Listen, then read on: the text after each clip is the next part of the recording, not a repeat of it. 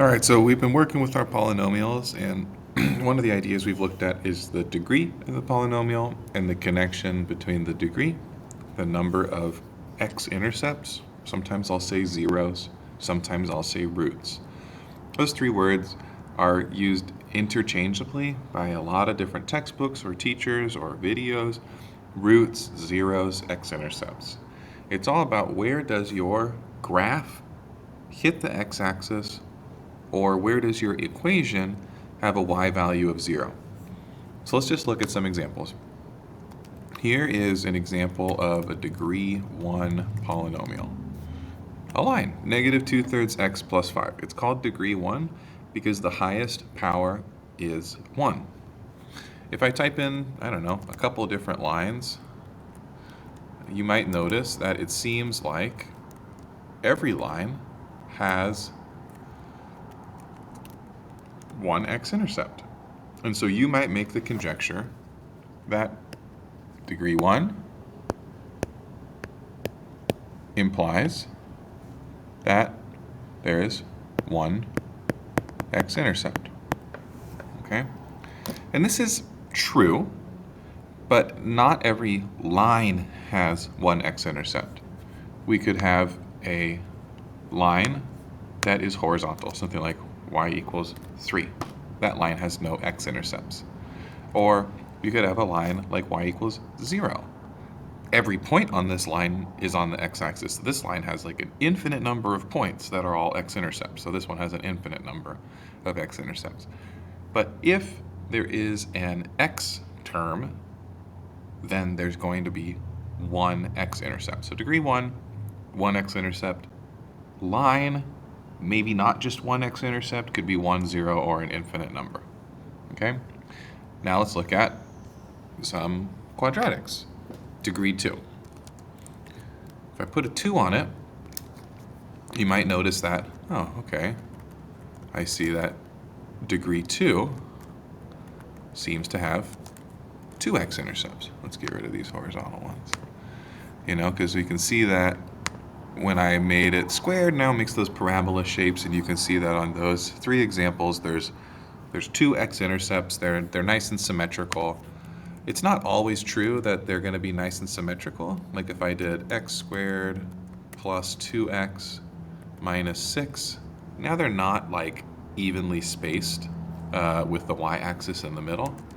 I can make them, shifted over and over, but it still feels like maybe there's going to be 2 x-intercepts. But is that always the case? Let's look. When I make just y equals x squared, how many times does it touch? It only touches once, because it doesn't swoop down and through the x-axis, it just touches the x-axis. It bounces off the x-axis at 0. If I make it x squared plus 3, now it never reaches the x-axis.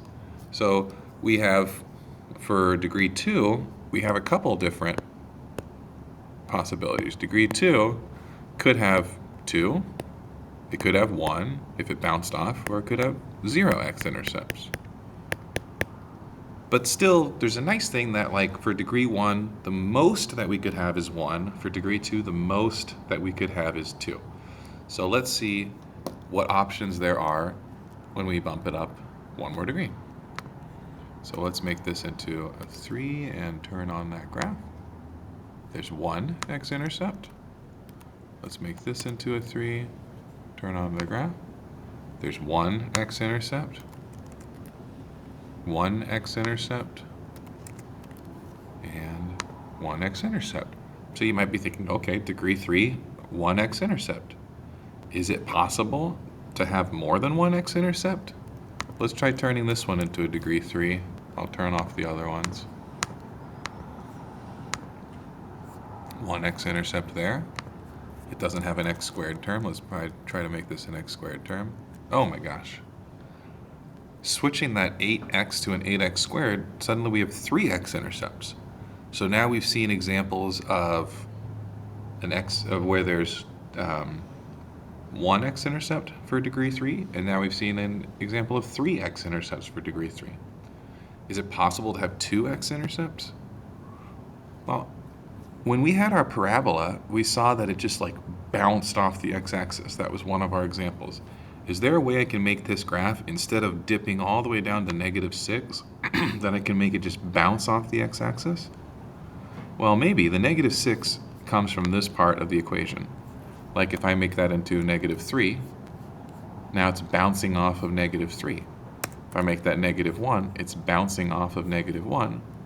If I make that 0, or if I don't write it, now it bounces off at 0. If I make it a positive number, how many x-intercepts? Just 1. So you can see with this example that I'm able to make 3 x-intercepts, 2 x-intercepts, or only 1 x-intercept. There's no way to get below 1 x-intercept because all of these x-cubed graphs go diagonally.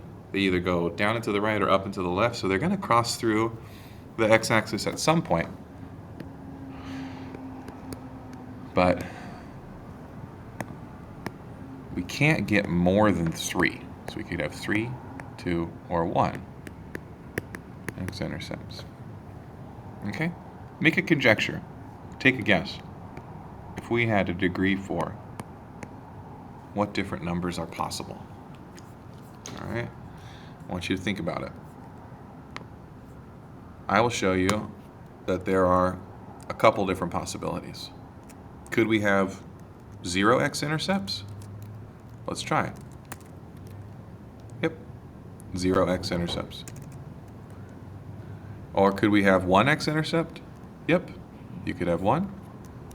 Could we have 2 x-intercepts? Yep, we could have 2. Could we have 3 x-intercepts? Let's see. Can I make it wiggly enough? That has 2 x-intercepts. That has 2 x-intercepts.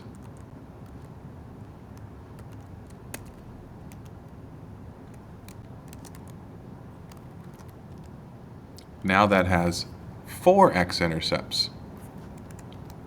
Now that still has 2. So you can see that I can have 4, and if I shifted this down by just a little bit, by another like 0.6 here, or 0.06 I guess, it can only have 3 x-intercepts. So you can see that just by messing around with the equation, I was able to achieve 4, 3, 2, 1, or 0 x-intercepts. There were a lot of different options. Okay, so this is something that we're going to keep working on. For degree 5, the options go 5, 4, 3, 2, or 1. Why can't we have 0? Well, when it's degree 5, it's either going up and to the right or down and to the left, so it's going to cross at least one time. So to generalize here, the degree is always the maximum number of x-intercepts, but you can have fewer. If you have an even degree, you can go all the way down to 0 x-intercepts, but if you have an odd degree, the smallest number is 1. So, there you go. Let me know if you got any questions. Happy to help out.